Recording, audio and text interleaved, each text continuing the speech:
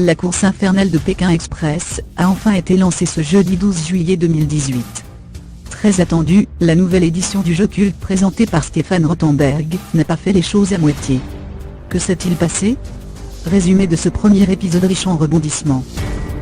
À lire aussi Benjamin Castaldi et Christophe Beaugrand, groupe lâché règlement de compte Koh-Lanta Fidji, Romain éliminé, un abandon médical et un retour.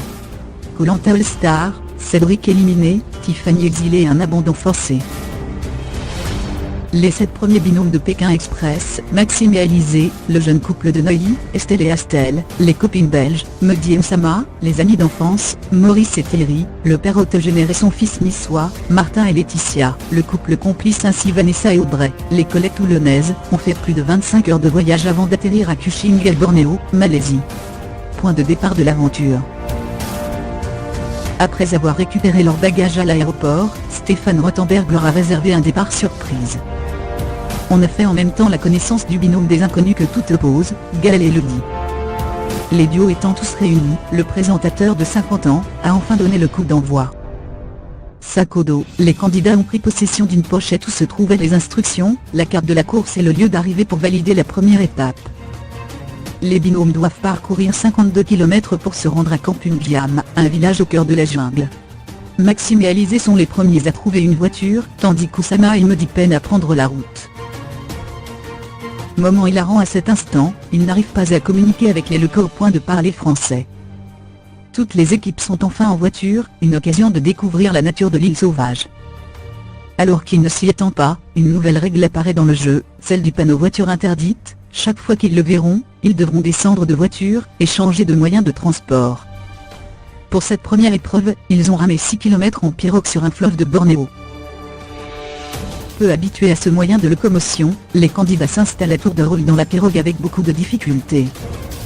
S'enchaîneront plusieurs moments hilarants. Pendant que Maxime et Alizé se disputent et s'insultent, Vanessa et Audrey coincent leur pirogue dans un rocher.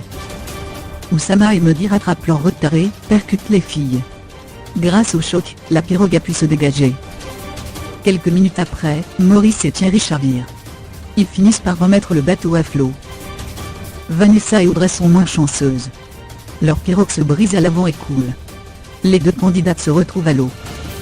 Maxime et Alizé sont les premiers à arriver, et se qualifient pour l'épreuve d'immunité. Le binôme obtient également un avantage, partir à la découverte des singes et des orang-outans de Bornéo. Les autres binômes continuent l'aventure, et doivent cette fois-ci rejoindre Stéphane à Kampung Nuja.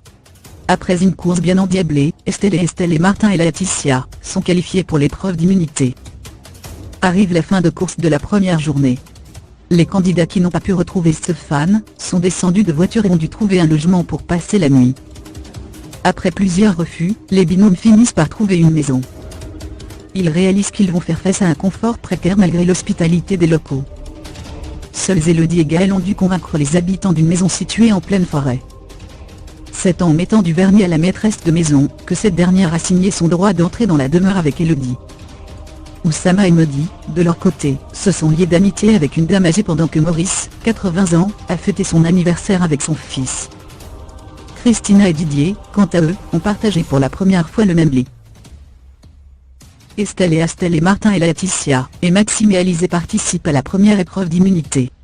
Au programme, une épreuve à la fois d'adresse, de mémoire où les candidats ont dû faire preuve d'observation. L'un des binômes devait également viser des cibles à la Sarbacane. À la fin du jeu, Estelle ont remporté le jeu ainsi que le dossard rouge. Elles se sont donc qualifiées pour la prochaine étape. Une fois les binômes tous réunis, Stéphane Rothenberg a annoncé qu'Elodie et Gaël avaient été forcées d'abandonner l'aventure. Elles seront remplacées par un nouveau binôme à la deuxième étape. Après cette mauvaise nouvelle, la course a été relancée. Les candidats ont dû se rendre à Batangué-Jetty, soit à 250 km. Tout au long de cette épreuve, Oussama et Mehdi et Maurice et Thierry ont été au coude à coude. Le dernier binôme a finalement pris du retard, car leur chauffeur avait une envie pressante de faire pipi. Le panneau voiture interdite a ressurgi et les binômes ont pris comme moyen de transport un simple vélo. Finalement, ce sont Maxime et Alizé qui remportent la première étape, ainsi que l'amulette de 10 000 €. Christina et Didier sont les derniers à retrouver Stéphane Rothenberg. Grâce à la deuxième nouvelle règle du jeu, le duel final, la patronne et son employé ont choisi de défier Vanessa et Audrey, qui n'ont pas pu cacher leur déception.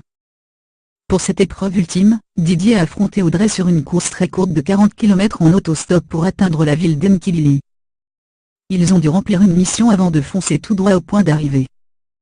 Si Audrey avait pris de l'avance, Didier a réussi à passer devant elle.